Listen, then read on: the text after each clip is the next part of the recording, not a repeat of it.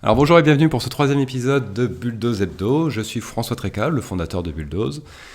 Et il y a eu pas mal de retours suite aux précédents épisodes, donc je vais être content de pouvoir y répondre. D'ailleurs, je vous remercie pour cette attention que vous avez et puis pour vos questions, parce que du coup, moi, ça me permet d'alimenter ce rendez-vous. Alors, déjà, donc, qu'est-ce que Bulldoze? Bulldoze, c'est une plateforme de mise en relation entre des entrepreneurs et leurs clients qui a la particularité d'être gratuite. Il n'y a pas de commission, il n'y a pas d'abonnement. Et donc, vous pouvez l'utiliser de façon entièrement gratuite. Il y a deux métiers qui sont principalement représentés sur Bulldoze, c'est la rédaction web et le netlinking. Donc si vous êtes rédacteur, vous pouvez vous inscrire sur Bulldoze pour essayer d'avoir des nouveaux clients. Si vous cherchez à acheter des textes, vous pouvez aller sur Bulldoze pour commander des textes directement au rédacteur. Et au niveau du netlinking, si vous êtes éditeur de site, vous pouvez vous inscrire sur Bulldoze pour proposer vos sites sur lesquels vous vendez ou vous louez des liens. Et si vous êtes acheteur de liens, allez sur Bulldoze, vous bénéficierez des meilleurs tarifs.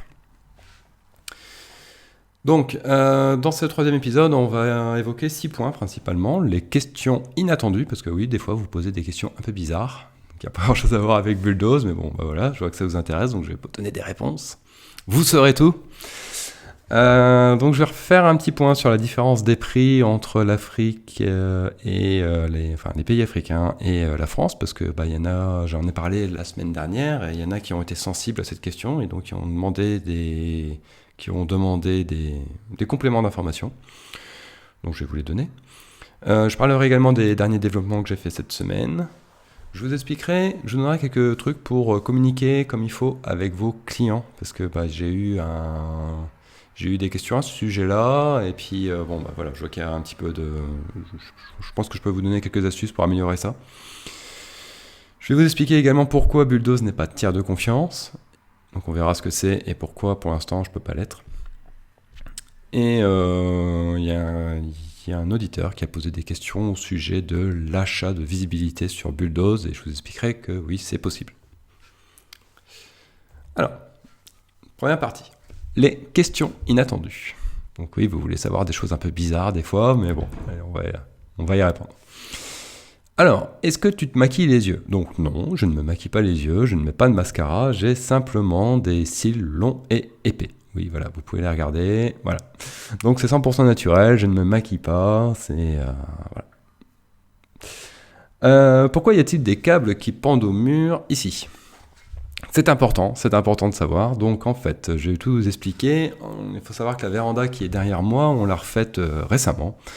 Et donc avant, ces câbles étaient cachés par un cache qu'il y avait devant l'ancienne véranda. Donc là, on va continuer les travaux sur cette partie de l'appartement. Nous allons installer une climatisation. Il y a des devis qui sont en cours. Donc bientôt, vous verrez apparaître une clim au-dessus de cette véranda. Et donc, on attend que ces travaux soient terminés pour faire passer un électricien qui va refaire différents travaux d'électricité dans l'appartement et qui, au passage, cachera ces câbles. Et si vous voulez tout savoir, une fois que l'électricien sera passé, on pense faire appel à un peintre pour remettre un petit peu au frais, pour cacher un peu les éléments de chantier, là, définitivement. Donc voilà, vous allez pouvoir suivre le chantier dans mon salon au fil des semaines et des mois, parce que ça prend un peu de temps tout ça. Ça va être passionnant. Alors, pourquoi tu ne souris pas trop? Alors oui, du coup, vous voyez, là, je fais un peu l'effort de sourire.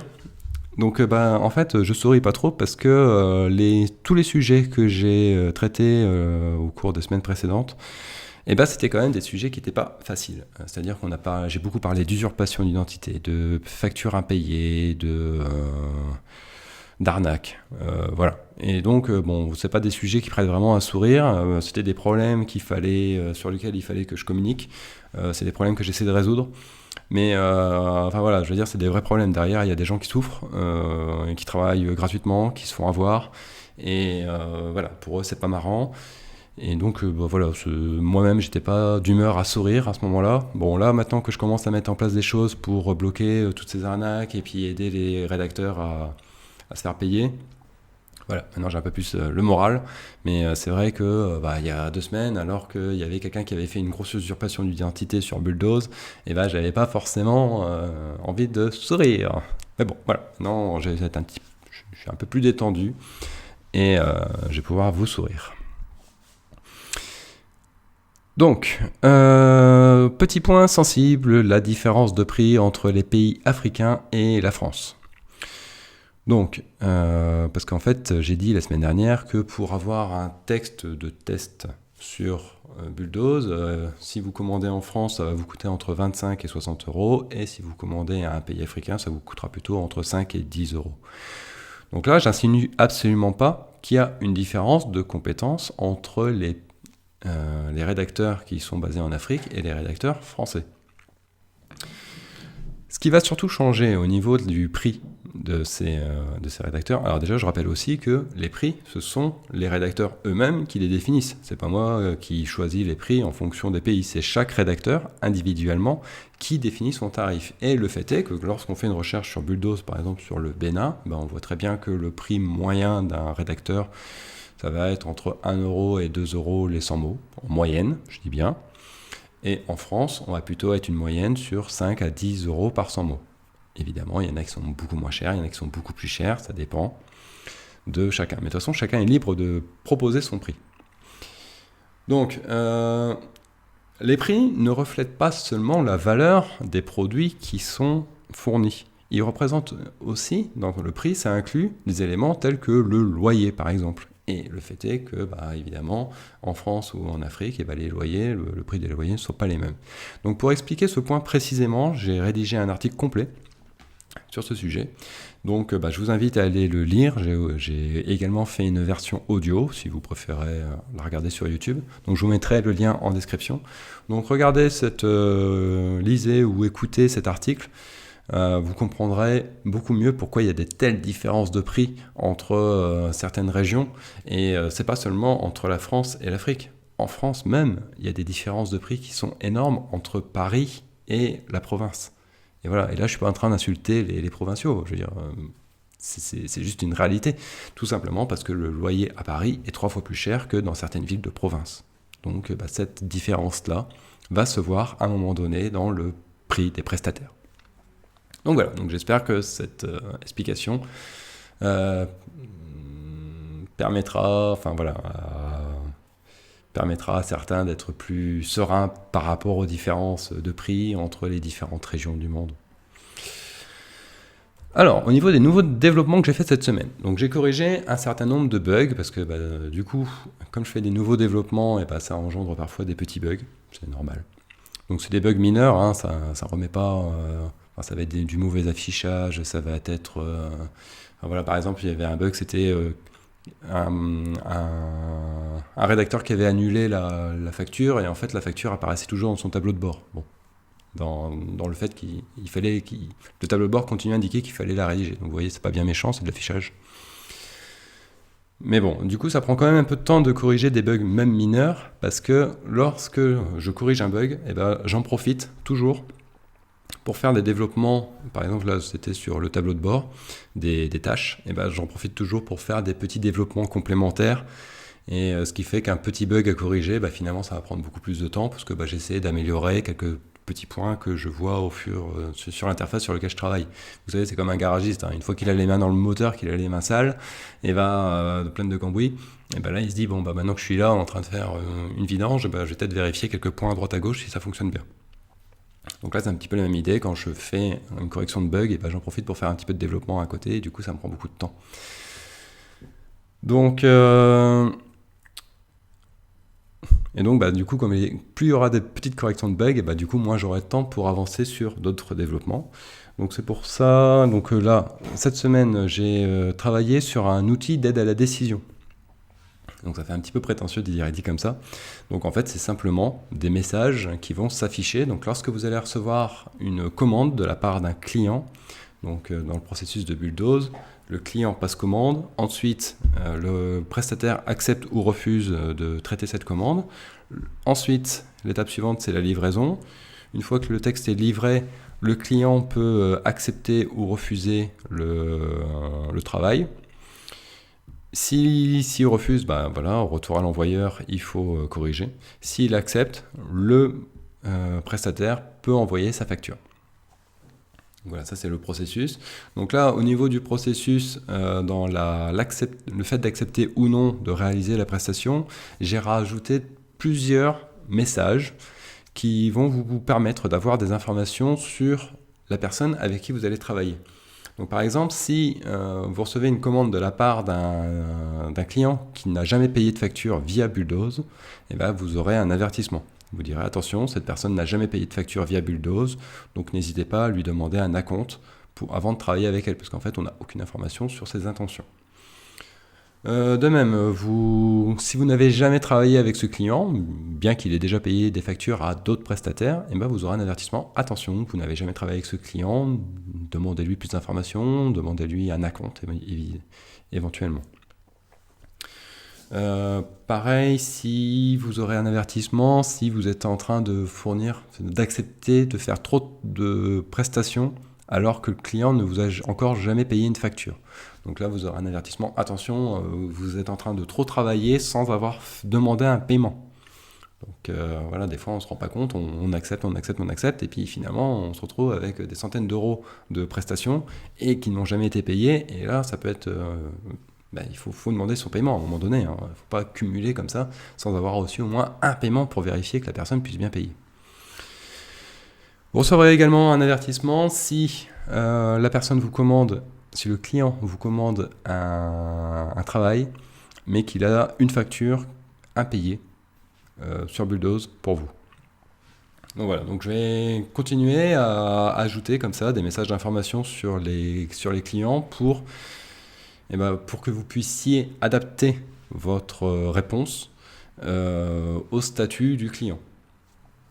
Donc plus ça va aller, plus je vais rajouter comme ça des outils d'aide à la décision qui vont vous permettre de réagir, d'optimiser votre réponse en fonction de la personne que vous avez en face de vous. Alors, comment communiquer avec vos clients sans les vexer ? Donc, je vous ai dit la semaine dernière qu'il valait mieux que vos clients passent commande via Bulldoze, parce que comme ça, moi, je peux surveiller leur comportement, leur intention. Et alors que si vous passez par mail directement, et bien là, en fait, vous vous retrouvez face seul au client et vous n'avez pas quelqu'un qui peut un petit peu vous guider, comme là, je viens de vous expliquer avec l'outil d'aide à la décision.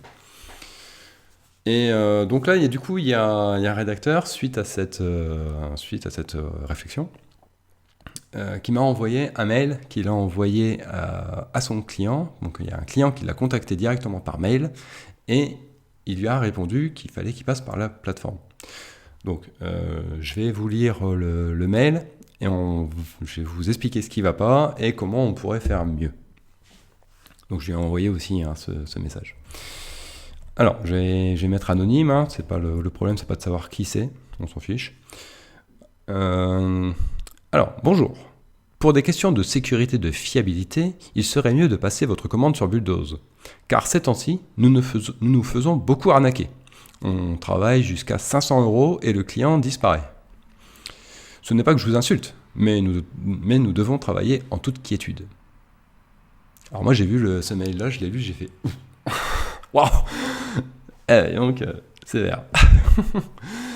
Donc, alors, il y a plusieurs choses qui ne vont pas dans ce mail. En fait, donc là, je vais rappeler un peu le contexte. Donc la personne l'a contacté par mail et lui a commandé du travail. Il lui a commandé des textes à traduire. Déjà, le début. Pour des questions de sécurité et de fiabilité, il serait mieux de passer votre commande sur Bulldoze. Alors déjà, le client, il a à peine commencé, on commence déjà à lui faire peur avec des questions de sécurité et de fiabilité. Donc c'est un peu rentre dedans.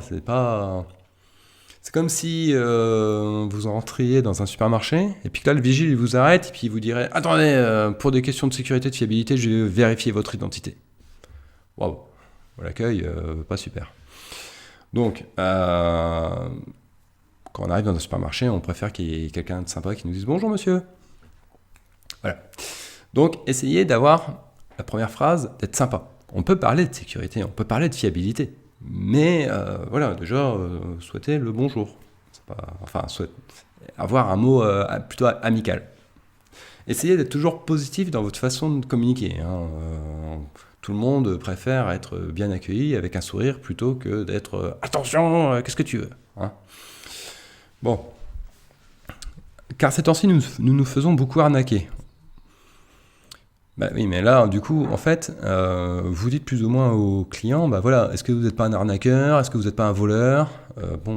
Lui, il n'a rien demandé à la base, hein, donc essayez d'être un petit peu plus ouvert, hein. C'est pas parce qu'il y a eu un ou plusieurs clients qui étaient des arnaqueurs que tous le sont. Donc voilà, donc évitez de partir sur des généralités. On travaille jusqu'à 500 € et le client disparaît. Bah ça, à la limite, le client, c'est pas son problème. Lui, il s'en fiche. Celui qui vous a commandé du travail, c'est pas son problème que vous vous faites arnaquer. Je veux dire, lui, il pour rien, il a rien demandé, il trouve votre profil sympa, il a envie de travailler avec vous, et puis là, bam, tout de suite, vous lui balancez la figure des problèmes que vous avez vous. Bon, moi, peut-être que cette nuit, j'ai mal dormi, mais je vous le dis pas, en fait, c'est pas votre problème. Donc, j'ai bien dormi cette nuit, ça va. Mais voilà, en tout cas, évitez d'expliquer vos problèmes qui ne concernent pas vos clients. Enfin, ils s'en fichent. Alors, ce n'est pas que je vous insulte. Alors, c'est bien, c'est qu'il y a quand même une prise de conscience. Malgré tout, le rédacteur a compris que son discours pouvait être un peu violent. Mais nous devons travailler en toute quiétude, certes. Donc, voilà. Donc là, vous voyez, j'ai décortiqué un petit peu le mail. Il y a plusieurs choses qui ne vont pas. Donc moi, j'ai proposé au rédacteur une autre version de ce mail qui, personnellement, me semble plus intéressante. Enfin, du moins plus amicale et qui va avoir finalement le même effet. Il n'y a pas besoin d'être brusque pour obtenir des choses de la part des clients. Il suffit d'expliquer et d'être agréable. Donc, je vais vous proposer ma version. Vous pourrez me dire ce que vous en pensez. Bonjour. Prénom. Personnaliser ce petit prénom-là... Donc, bonjour, prénom, c'est important. Alors, merci pour l'intérêt que vous portez à mon travail. Pour faciliter l'organisation de mes commandes, j'utilise la plateforme de rédaction Bulldoze. Lien vers le profil. Elle est gratuite et sans commission. Merci de passer votre commande par ce biais.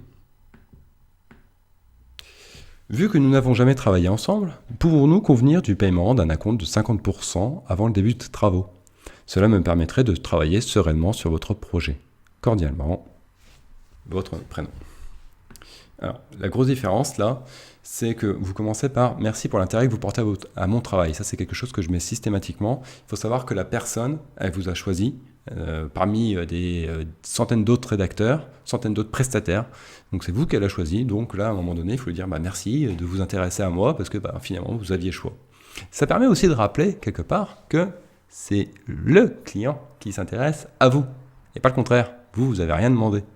Donc ça vous remet un petit peu dans la position un petit peu plus de force, de dire, voilà, c'est vous qui voulez travailler avec moi j'ai rien demandé. L'air de rien, c'est important. Donc, plutôt que de dire, ouais, parce qu'il faut un maximum de sécurité, passez par la plateforme. Moi je dis plutôt, pour faciliter l'organisation de mes commandes, je passe par Bulldoze. Et en fait, au final, ça a été exactement la même chose. Mon intérêt, c'est de passer par Bulldoze pour qu'il y ait plus de sécurité, donc je lui ai dit, on va partir sur un truc positif, faciliter l'organisation des commandes. Voilà. Donc vous vous rappelez bien qu'elle est gratuite et sans commission, comme ça il ne se dit pas, oui, mais du coup je vais payer un supplément. Non, pour lui c'est pareil. Et donc mettez bien le lien vers votre profil pour qu'il puisse cliquer sur le bouton commander. Donc vous le remerciez ensuite de passer la commande par ce biais. Ensuite, la question un peu tendue de l'acompte. Parce que c'est toujours compliqué de demander un acompte à un client. C'est jamais très confortable. On préférait dire non mais c'est bon, tout va bien, je vais faire le travail, vous allez me payer et c'est merveilleux. Sauf que la réalité, c'est pas le monde de oui. La réalité, c'est que y en a qui payent pas. Donc en fait, à un moment donné, vous êtes obligé de demander des acomptes. Déjà, ça permet de valider, aussi l'acompte c'est important, ça permet de valider que le client peut vous payer. Parce que par exemple, si vous êtes dans un autre pays, ça peut être très compliqué de faire des paiements dans les autres pays. Donc déjà, rien que ça, c'est important de le valider. Est-ce que le client peut vous payer facilement? Parce que si c'est pas le cas, il vaut mieux pas travailler avec lui. Donc, donc là, moi, ce que je mets, c'est vu que nous n'avons jamais travaillé ensemble, pouvons-nous convenir du paiement d'un acompte? Voilà. Et n'oubliez pas de donner un petit peu de l'intérêt, d'expliquer que c'est aussi dans l'intérêt de la personne. Cela me permettrait de travailler sereinement sur votre projet. Donc voilà, le client se rend compte, grâce à cette phrase, que si il paye, il fait l'effort, il prend le risque aussi de payer un acompte, et ben finalement c'est mieux pour lui parce que vous travaillerez mieux. Donc voilà, donc essayez toujours d'être positif dans votre façon de parler avec les clients. C'est vraiment important. C'est beaucoup plus professionnel et ça va beaucoup plus fidéliser. Si vous êtes agressif directement dans vos réponses, en fait, vous allez mettre votre client dans une situation, il va être mal à l'aise et ça risque de partir, ça risque de très très mal démarrer. Donc soyez toujours très positif. Alors, 5e point, pourquoi Bulldoze n'est pas tiers de confiance? Donc un tiers de confiance, en fait, c'est quelqu'un qui va prendre un paiement, par exemple, qui va prendre d'avance un paiement au client, qui va attendre que le prestataire livre le travail au client, que le client valide, et à ce moment-là, il va débloquer l'argent pour le donner au prestataire. Donc ça permet, le tiers de confiance permet de garantir que le paiement aura bien lieu. Donc il y a un des utilisateurs qui m'a signalé que je pourrais, moi, François Tréca ou la plateforme Bulldoze, peu importe, être tiers de confiance et donc prendre l'argent des clients pour ensuite leur donner aux prestataires. Alors, c'est une très bonne idée. En fait, j'y ai déjà pensé. Et c'est même, ça va plus loin que ça. En fait, je l'ai déjà développé il y a 4 ans. Donc, c'était prévu initialement dans le fonctionnement de base de Bulldoze. Mais en fait, après, j'ai dû arrêter parce que ça pose de très nombreux problèmes à plusieurs niveaux. Et en fait, ça pose surtout des problèmes au niveau légal. C'est-à-dire que le fait d'être tiers de confiance, c'est très encadré. Parce que en fait, le tiers de confiance, ce qui peut arriver régulièrement, c'est que finalement, il prend beaucoup d'argent de la part des clients et il disparaît lui aussi. Donc ça, l'État n'apprécie pas beaucoup. C'est pour ça que c'est quelque chose qui est assez encadré. Alors ça pose aussi, donc du coup, juridiquement parlant, il faut que ce soit vraiment bétonné. Et là, j'attends toujours le devis de l'avocat avec qui j'étais en contact il y a 1 semaine et demie. Alors, je sais que les avocats sont dans une dimension temporelle différente des professionnels du web. Faut dire que nous, on va très très vite, alors que la justice, ça va plus lentement. Donc donc je reste patient, j'aurai des réponses à mes questions bientôt, j'espère. Ça pose aussi des gros problèmes au niveau fiscal, c'est-à-dire que, donc là il faut que je vois ça avec un fiscaliste, c'est-à-dire qu'en fait, si je prends de l'argent au client, en fait je vais devoir faire une facture. Et du coup, si je fais cette facture, j'ai payé de l'impôt dessus, et enfin voilà, c'est un détail technique, fiscal, mais en fait, ce qui me risque de m'arriver, c'est que je vais payer énormément d'impôts sur de l'argent qui ne m'appartient pas. Donc ça, c'est pareil, il faut que ça soit bien ficelé, et pour l'instant, j'ai toujours pas non plus de réponse à ces questions-là. Donc pour l'instant, je laisse tranquille. Et il y a un autre aspect juridique qui est important, c'est que si c'est pas clairement défini que c'est moi le tiers de confiance, en fait, je deviens responsable du travail fourni par les prestataires. Et ça hors des questions, parce qu'en fait, j'ai rien à voir avec le travail qui est fourni avec les prestataires. Donc, c'est pareil, là, au niveau légal, il faut que ce soit très clair.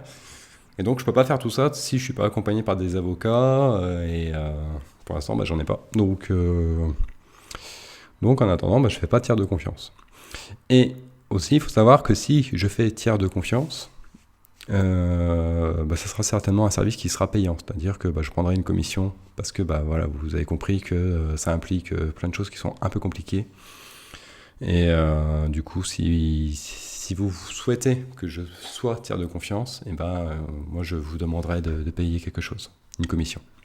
Donc vous pourrez toujours utiliser Bulldoze gratuitement, c'est-à-dire que si vous travaillez en direct, si vous faites vos factures et vos paiements directement avec le client, moi ça me va. Mais si vous faites appel à moi en tant que tiers de confiance, là, je pense que je prendrai une commission. Alors, dernier point, peut-on acheter de la visibilité sur Bulldoze, notamment, là c'était une question d'un vendeur de liens. Donc oui, on va pouvoir acheter de la visibilité sur Bulldoze, c'est déjà le cas pour les rédacteurs. Si vous voulez être plus visible sur le moteur de recherche, c'est possible. C'est pas encore le cas pour les sites web, mais c'est quelque chose qui va arriver. Donc un jour, ça sera possible. Je ne dis pas quand. Dernier petit point, les statistiques. Alors, je l'avais pas préparé, donc je vais y aller en vitesse. J'espère que ça va être simple. Admin.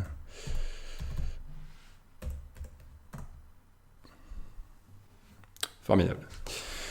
Alors, donc dernier point, les statistiques. Donc, il y a eu 253 commandes de texte sur Bulldoze pour un chiffre d'affaires de 1603 €. Il y a 23 clients qui ont validé les prestations de 22 prestataires. Donc c'est plutôt pas mal. Je suis assez content de l'évolution des statistiques. Alors par contre, c'est beaucoup moins le cas pour le netlinking. Et parce qu'en fait, il n'y a aucun lien qui ont été joués cette semaine, et il y a seulement eu 2 articles sponsorisés qui ont été vendus, qui ont été achetés par 2 clients auprès de 2 prestataires pour un chiffre d'affaires de 41 €. Donc bon voilà, autant au niveau de la rédaction, je vois que ça travaille bien, que voilà, il y a des choses qui se passent, donc ça c'est très intéressant. Autant au niveau du netlinking, ça va pas du tout, il faut absolument que je communique plus. Donc je pense que j'ai essayé de passer un petit peu la seconde au niveau de la communication, parce qu'en fait je me rends compte que même mes copains qui sont référenceurs et qui ont tout intérêt à vendre et à acheter sur Bulldoze, parce que c'est quand même la plateforme la moins chère vu qu'il n'y a pas de commission, ils savent pas qu'il y a du netlinking sur Bulldoze. Donc ça, il faut absolument que ça change. Alors au niveau des sites dans le catalogue, il y a maintenant 1824 sites dans le catalogue qui appartiennent à 113 éditeurs. Et il y a 22 sites qui ont été ajoutés au catalogue cette semaine par 4 éditeurs. Donc voilà, je vous remercie de la confiance que vous accordez à Bulldoze. Donc n'hésitez pas à en mettre d'autres. N'hésitez pas non plus à acheter donc des articles à vos confrères, parce qu'en général, si vous vendez des articles, c'est que vous êtes référenceur, donc vous avez aussi besoin de liens. Donc voilà, pensez à Bulldoze pour acheter vos liens. Et puis moi, de mon côté, je vais essayer de communiquer un peu plus. Alors oui, je vous avais promis un tutoriel sur l'optimisation on-page des textes, enfin des pages, forcément. J'ai avancé dessus aussi. J'ai pas terminé parce qu'en fait, j'ai beaucoup de choses à dire. Au fur et à mesure que j'avance, en fait, c'est toujours pareil quand je crée un contenu. Au fur et à mesure que j'avance sur le contenu, ça me donne des idées supplémentaires. J'en parle aux copains, donc du coup ils me disent oui, mais est-ce que tu as parlé de ça? Ah ouais, c'est vrai, t'as raison, c'est important. Et donc voilà, le processus de création d'un contenu, c'est toujours très long, surtout pour moi. Il faut savoir que certains articles que j'écris pour mon blog perso, des fois c'est 1 an de réflexion. J'ai commencé à le rédiger il y a 1 an, et puis voilà, je publie seulement maintenant.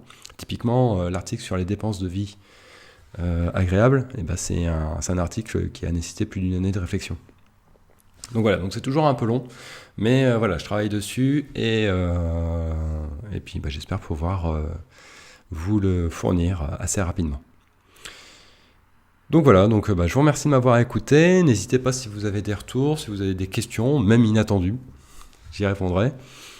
Et il ne me reste plus qu'à vous souhaiter un bon week-end, et j'espère vous retrouver très vite sur Bulldoze. Je vous remercie, à plus.